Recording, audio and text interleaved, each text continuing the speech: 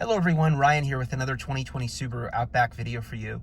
Now, if you haven't watched our video on cruise control, buttons and controls on the steering wheel, this may not make a lot of sense to you. So if you haven't watched that video already, I'm going to include a link in the description.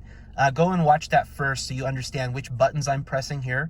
In this video, we're going to actually show you the on-screen display. I have my trusty tire pressure gauge pointing device ready to go. I'm going to go ahead and turn on the cruise control settings right now by pressing the button on the steering wheel, and you'll notice that this little car pops up, and that's how you know that cruise control is on. This little symbol right here with the little car in front of it and the little gauge, that indicates we're in adaptive cruise control. And I mentioned in the controls video, if you hold down one of the follow distance buttons, it switches modes. I'm going to go ahead and do that now. I'm going to hold down one of those buttons, and you notice that that icon has changed, and we no longer have the follow distance bars above the car that were there a second ago. When you see this icon right here, that means you're in good old-fashioned, plain old regular cruise control. If you're not paying attention, you're gonna hit someone. Like, this is just good old-fashioned cruise control here. And so if you see that symbol, that's what you've done, is you've put it into regular cruise control mode.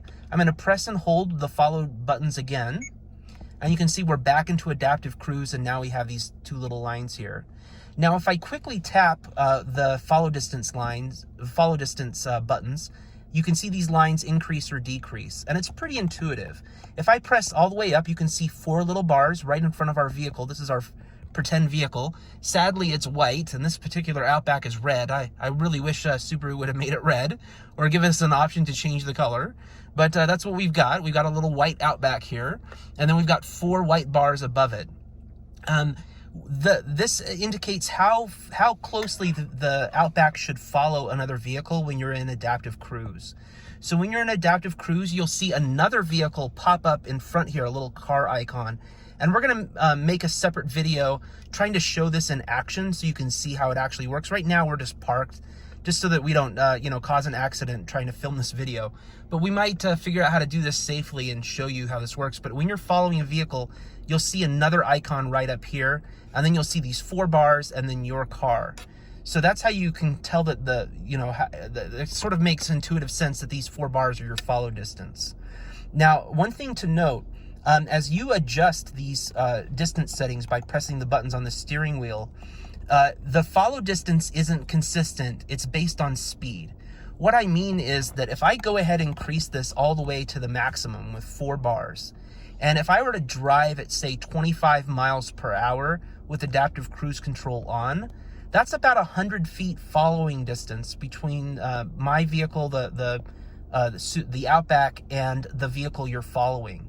So that's something to be aware of. When you increase your speed to, say, 60, 65 miles an hour, that distance is automatically increased to 200 feet. Now, unfortunately, Subaru didn't give us like an indicator of how far it's actually following behind another vehicle. You just have to be aware that as you speed up, the actual following distance will increase based on your speed. Now, I can tell you from actual driving experience, I use this feature all the time. Probably more than 50% of the time I'm driving the Outback, I'm in adaptive cruise control. It's that amazing. So you do have to kind of get used to it. The more you use it, the more you'll sort of gain an intuitive sense for vehicle speed and follow distance. Now, I found, just as a little bit of a tip, if I'm in rush hour traffic or really heavy traffic that's moving slowly, I like just this 1 bar of following distance. So when you're under 20 miles an hour, I find that works well. However, as traffic starts to break up and we increase speed, I find that I need to increase to 3 or even 4 bars of following distance to make me feel comfortable driving with adaptive cruise control on. And the reason why I say that, and this is really important, I hope you guys, if you don't pay attention to anything else in this video, please pay attention to this part.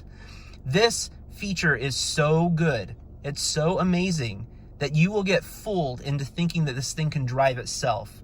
It's just amazing how comfortable it is driving with adaptive cruise control on. It automatically stops with the car in front of you. You don't have to do anything. It's like having another driver, like a co-driver, helping you drive the car, and it's just fantastic. However, there are times when it will get confused, and I've experienced those. This is a driver assist technology, not driverless technology. That means the driver needs to still be in control of their vehicle. So one thing I want to point out, especially when you're adjusting follow distance and getting used to the system, I recommend keeping the following distance at 3 or 4 bars until you gain more experience driving the vehicle. And that's just for safety. You'll notice that there will be times when you think that the eyesight system should be able to see the car in front of you and start to slow down, but it won't. So you need to use your intuitive sense and your driving skills that you've been developing over the years of driving to know when to tap on the brake and take control back over the vehicle. Examples where I've seen this system not work is coming around a bend, or coming up on a hill, or in chaotic traffic where there's a lane split, like you go from 1 lane to 3 lanes or something like that. Sometimes that can really confuse the eyesight system. And in that case, you need to take over. And the manual is just chock full of warnings telling you when not to use this feature to help indemnify Subaru, I think, just because there are so many cases where this can go wrong. So just a little note for you guys, when you're first using this feature, you need to keep the longer following distance. Now, we're going to make some other videos on different modes and how to get into this and adjust the speed and so on.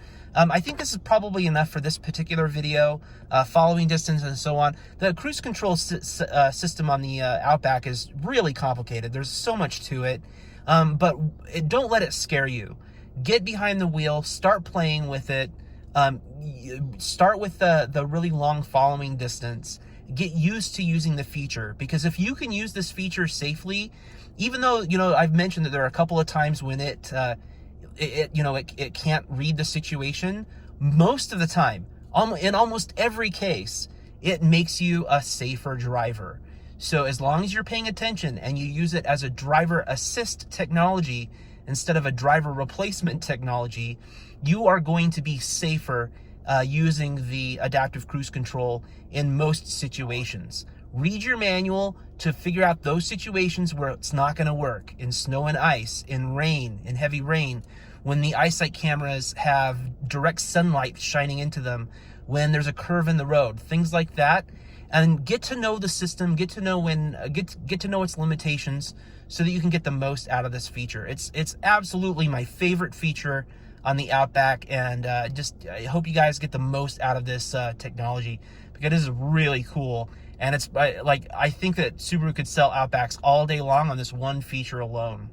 So our test vehicle today has been the 2020 Subaru Outback Limited XT. I'm the owner of this vehicle. I don't work for Subaru or a Subaru retailer.